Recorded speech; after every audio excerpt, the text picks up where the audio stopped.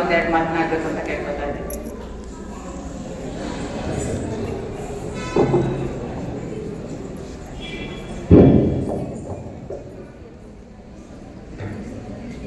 ಚೈತನ್ಯ ಸಂಸ್ಥೆ, ಕನ್ನಡ ಸಂಸ್ಕೃತಿ ಇಲಾಖೆ ಮತ್ತು ಸಂಸ್ಕಾರ ಭಾರತೀಯ ವತಿಯಿಂದ ಇವತ್ತಿನ ದಿವಸ ಸದ್ಗುರು ಸಂಪದ ಅನ್ನುವಂಥ ಕಾರ್ಯಕ್ರಮವನ್ನು ಆಯೋಜನೆಯನ್ನು ಮಾಡಿದ್ದೀವಿ.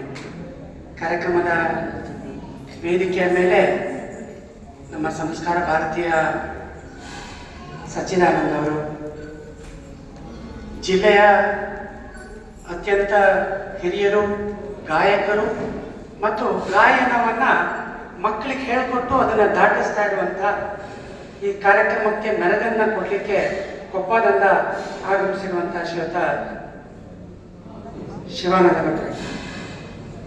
ಅದೇ ರೀತಿ ನಮ್ಮೆಲ್ಲ ಕಾರ್ಯಕ್ರಮಗಳಿಗೂ ಯಾವಾಗ ಕೇಳಿದ್ರು ಇಲ್ಲ ಅನ್ನುವಂಥ ಮಾತು ಯಾವಾಗಲೂ ಚೆನ್ನಕೇಶ್ವರ ಅವರು ಶಂಕರ್ ಮಠವನ್ನ ಎಲ್ಲರಿಗೂ ತೆರೆದಿಟ್ಟು ಕಾರ್ಯಕ್ರಮಗಳು ನಡಿಬೇಕು ಅನ್ನುವಂಥ ಒಂದು ಉತ್ಸಾಹದಿಂದ ನಾವು ಯಾವ ಕಾರ್ಯಕ್ರಮನೂ ಇದುವರೆಗೂ ಅವರು ಇಲ್ಲ ಅನ್ನುವಂಥ ಮಾತುಗಳನ್ನೇ ಹೇಳಿಲ್ಲ. ಅದೆಲ್ಲಕ್ಕಿಂತ ಹೆಚ್ಚಾಗಿ ಈ ರೀತಿ ಕಾರ್ಯಕ್ರಮಗಳಿಗೆ ಎಲ್ಲರೂ ಕೇಳ್ತಾ ಇರ್ತೀರಿ, ನೀವು ಯಾಕೆ ತುಂಬ ಸಣ್ಣ ಸಣ್ಣ ಕಾರ್ಯಕ್ರಮಗಳನ್ನೇ ಮಾಡ್ತೀರಾ, ತುಂಬ ದೊಡ್ಡದಾಗಿ ಯಾಕೆ ಯೋಚನೆ ಮಾಡಲ್ಲ ಅಂತ. ತುಂಬ ದೊಡ್ಡದಾಗಿ ಯೋಚನೆ ಮಾಡಬೇಕು ಅನ್ನುವಂಥದ್ದಿದ್ರೂ ಸಹ ಆ ಸಣ್ಣ ಕಾರ್ಯಕ್ರಮದಲ್ಲಿ ಹೆಚ್ಚು ಜನ ನಾನು ತಲುಪುವಂಥದ್ದು ಬಹಳ ಅಗತ್ಯ ಇದೆ ಅಂತೇಳಿ ಭಾವಿಸಿ ಸಣ್ಣ ಸಣ್ಣ ಕಾರ್ಯಕ್ರಮಗಳನ್ನ ನಾವು ಮಾಡ್ತಾ ಇದ್ವಿ. ಈ ಕಾರ್ಯಕ್ರಮದಲ್ಲಿ ಗುರುವಿಗೆ ನಮನ ಅನ್ನುವಂಥ ಮಾತನ್ನ ಹೇಳ್ತಾ ಇದ್ರು. ಅನೇಕ ರೀತಿಯಾಗಿರುವಂತಹ ಭಾಗಗಳಿದೆ. ಒಂದು ಸಂಸ್ಕಾರ ಭಾರತಿ ಗುರು ನಮನ ಕಾರ್ಯಕ್ರಮವನ್ನ ಮಾಡ್ತಾ ಇದ್ರೆ ನಮ್ಗೆಲ್ಲ ಒಂದ್ಸರಿ ಅನ್ಸಿತ್ತು, ಪ್ರತಿ ವರ್ಷದಂತೆ ಗುರುವಿಗೆ ಒಂದು ನಮನವನ್ನ ಮಾಡಬೇಕು ಅಂತ ಹೇಳಿದಾಗ ಪ್ರತಿ ವರ್ಷ ನಾವು ಚಿಕ್ಕಮಗಳೂರು ಜಿಲ್ಲೆಯಲ್ಲಿರುವಂತ ಎಲೆ ಮರೆಯ ಕಾಯಂತೆ ನಮ್ಗೆ ಯಾವುದೇ ರೀತಿಯಾಗಿರುವಂತ ಒಂದು ಪ್ರಚಾರದ ಹಮ್ಮು, ಇನ್ಯಾವುದೋ ಕೀರ್ತಿಯ ಗುಂಗಲಿರುವಂತಹ ರೀತಿಯಲ್ಲಿ ಅದೆಲ್ಲವನ್ನು ದೂರಕ್ಕೆ ಸರಿಸಿ ತಂದೆ ಆಗಿರುವಂತ ರೀತಿಯಲ್ಲಿ ಸಮಾಜಕ್ಕೆ ಅಳಿದ ಸೇವೆಯನ್ನ ಗೊತ್ತಿಲ್ಲದಿರುವಂತ ಮಾಡ್ತಾ ಇರುವಂತ ವ್ಯಕ್ತಿಗಳನ್ನ ಆಯ್ದು ಈ ಗುರುಪೂರ್ಣಿಮೆಯ ದಿವಸ ಅವರನ್ನ ಸಮಾಜಕ್ಕೆ ಪರಿಚಯ ಮಾಡುವಂತ ಕಾರ್ಯಕ್ರಮವನ್ನ ಪ್ರತಿ ವರ್ಷ ಮಾಡ್ತಾ ಇದ್ವಿ. ಅದೇ ರೀತಿ ಇವತ್ತಿನ ದಿವಸ ಕೊಪ್ಪದಿಂದ ಶಿವಾನಂದ ಸರ್ ಅವರು ಬಂದಿದ್ದಾರೆ. ಈ ಹಾಡಿನ ಮೂಲಕ ಗುರುವಿಗೆ ನಮನವನ್ನ ತಲುಪಿಸುವಂಥದ್ದು ಸಹಜವಾಗಿ ನಮ್ಮ ಏನು ರಾಜ ಚೈತನ್ಯ ಸಂಸ್ಥೆಯಲ್ಲಿ ಏನು ಹಾಡುಗಳನ್ನ ಹೇಳ್ಕೊಡುವಂಥದ್ದು ಅಂತ ಹೇಳಿದ್ರೆ ಅದರೊಳಗಡೆ ಇಲ್ಲಿ ನಿಮ್ಮೆಲ್ಲರಿಗೂ ಗೊತ್ತೇ ಇದೆ. ನಮ್ಮನೆ ನಾದ ಅಂತ ಹೇಳಿದ್ರೆ ನಮ್ಮ ಸಂಸ್ಥೆಯ ನಾದ ಅಂತ ಹೇಳಿದ್ರೆ ರೇಖಾನೆ ಅವ್ರು ಹೇಳ್ಕೊಟ್ರೆ ಈ ಮಕ್ಕಳು ಕೇಳ್ತಾರೆ. ಹಿಂದಿನ ಚೈತನ್ಯ ನಾವೇನೋ ಒಂದಿಷ್ಟು ಆ ಸಂದರ್ಭಕ್ಕೆ ಬೇಕಾಗಿರುವಂತ ಆರ್ಗನೈಸ್ ಮಾಡುವಂತ ಕೆಲಸವನ್ನು ಮಾಡ್ತೀವಿ. ಇಲ್ಲಿರುವಂತ ಅನೇಕರು ಯಾರಿದ್ದಾರೆ ಇವರೆಲ್ಲರೂ ಈ ಕಾರ್ಯಕ್ರಮದ ಯಶಸ್ವಿಗೆ ಕಾರಣ. ಈ ಕಾರ್ಯಕ್ರಮ ಯಶಸ್ವಿ ಆಗ್ತಾ ಇದೆ ಅಂತ ಹೇಳಿದ್ರೆ ಇಲ್ಲಿ ಬಂದಿರುವಂತ ಮಕ್ಕಳಿಂದ ಹಿಡಿದು ಅವರ ಪೇರೆಂಟ್ಗಳು ಯಾರಿದ್ದಾರೆ ಅವರೆಲ್ಲರೂ ಕಾರಣೀಭೂತರು ಅಂತ ನಾನು ಭಾವಿಸ್ತೀನಿ. ವಿಶೇಷವಾಗಿ ಪುಟ್ಟದಾಗಿರುವಂಥ ಕಾರ್ಯಕ್ರಮ ಯಶಸ್ವಿ ಆಗಲಿ ಅಂತ ನಾನು ಭಾವಿಸ್ತಾ, ಒಂದು ನನಗಿನ್ನೂ ಅರ್ಥವಾಗದಿರುವಂಥ ಒಂದು ಪ್ರಶ್ನೆಯನ್ನ ನಿಮ್ಮ ಮುಂದೆ ಕೇಳಲಿಕ್ಕೆ ಇಷ್ಟಪಡ್ತೀನಿ. ಸರಿನಾ ತಪ್ಪ ನನಗೆ ಗೊತ್ತಿಲ್ಲ, ಪ್ರಶ್ನೆಗಳನ್ನಷ್ಟೇ ನಿಮ್ಮ ಮುಂದೆ ಇಡುವಂಥದ್ದು. ಗುರು ನಮನ ಅಂತೇಳಿ ಹೇಳ್ತಾರೆ. ಗುರುವಿಗೆ ಗುಲಾಮನ ಆಗೋ ತನಕ ಮುಕ್ತಿ ಸಿಗೋದಿಲ್ಲ. ಸ್ವಲ್ಪ ಯೋಚನೆ ಮಾಡಬೇಕು. ಗುರುವಿಗೆ ಗುಲಾಮ ಆಗುವಂಥದ್ದು ಅಂತ ಹೇಳಿದ್ರೆ ನಾವು ಈಗಿನ ಪರಿಸ್ಥಿತಿಗೆ ಬಂದ್ಬಿಟ್ರೆ ಗುಲಾಮ ಅಂತೇಳಿ ಹೇಳ್ತಾ ಇದ್ದಾನೆ ಅಂತ ಹೇಳಿ ಯಾರಾದ್ರೂ ಹೋಗಿ ಕಂಪ್ಲೇಂಟ್ ಕೊಟ್ಟರೆ ಒಳಗಡೆ ಕೊಡ್ತಾರೆ, ನಾವು ಎಣಿಸ್ಬೇಕಾಗುತ್ತೆ ಒಂದು ಎರಡು. ಆದ್ರೆ ಇಲ್ಲಿ ಅರ್ಥನೇ ಬೇರೆ ಇದೆ ಅಂತ ನಾನು ಭಾವಿಸ್ತೀನಿ. ಗುಲಾಮ ಅಂತ ಹೇಳಿದ್ರೆ ಯಾವುದೇ ರೀತಿಯಾಗಿರುವಂತ ಪ್ರಶ್ನೆ ಮಾಡಲ್ಲ.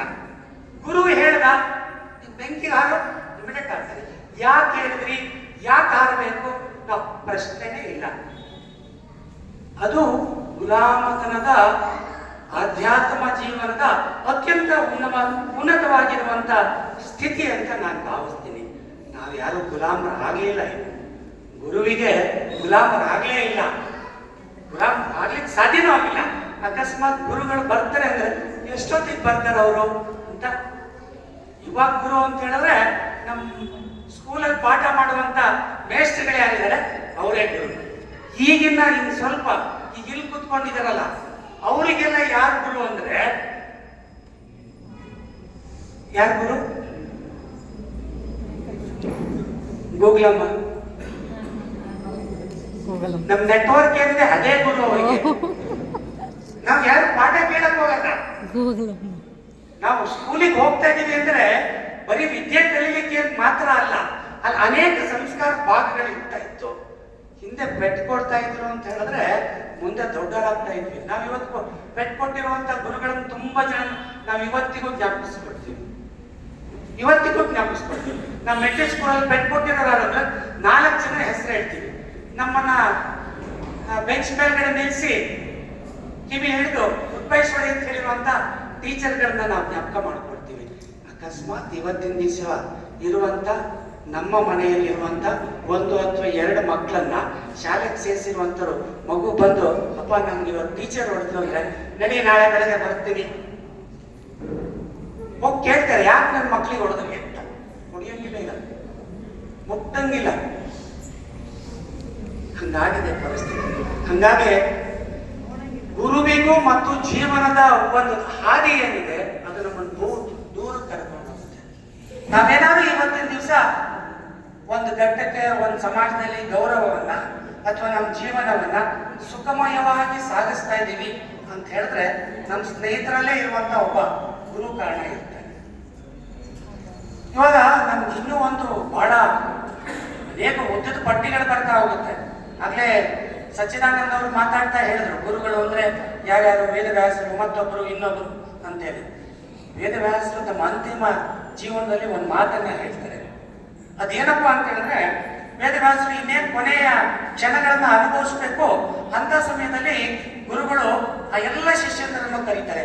ಯಾಕೆ ದುಃಖ ಪಡ್ತಾ ಇದ್ದೀರಾ ಅಂತ ಹೇಳಿ. ನಿಮ್ಮೆಲ್ಲರಿಗೂ ಜ್ಞಾನ ಸಿಕ್ಕಿದೆಯಲ್ಲ, ಆ ಜ್ಞಾನ ಸಿಕ್ಕಿದ್ಮೇಲೆ ದುಃಖ ಪಡುವಂಥದ್ದು ಏನಿದೆ ಅನ್ನುವಂಥ ಕೇಳ್ತಾರೆ. ಆದ್ರೂ ನಮ್ಗೆ ಗುರುಗಳಾಗಿ ನೀವಿರೋಲ್ವಲ್ಲ ಅಂತ. ಅವಾಗ ಅವರು ಮಾತು ಹೇಳ್ತಾರೆ, ಒಂದು ಜ್ಞಾಪಕವನ್ನ ಇಟ್ಕೊಳ್ಳಿ, ಯಾವ ವ್ಯಕ್ತಿಯಲ್ಲಿ ಜ್ಞಾನವನ್ನ ಹೊಂದಿರ್ತಾನೋ ಅವನೇ ಗುರು. ಯಾವ ವ್ಯಕ್ತಿಯಲ್ಲಿ ಜ್ಞಾನ ಇರುತ್ತೋ ಆತ ಗುರು ಅಂತ. ಯಾವ ವ್ಯಕ್ತಿ ಅಥವಾ ಯಾವ ಪರಿಸರ ನಿಮಗೆ ಗುರುವಾಗಿ ಕಾಣುತ್ತೋ ಅದು ನಿಮ್ಮ ನಿಜವಾದ ಗುರು ಅಂತ. ಮರ ಬೆಳೆಯುತ್ತೆ, ಹಣ್ಣು ಕೊಡುತ್ತೆ, ಅದು ಕೊಡುವಂತ ಕೆಲಸವನ್ನು ಮಾಡುತ್ತೆ.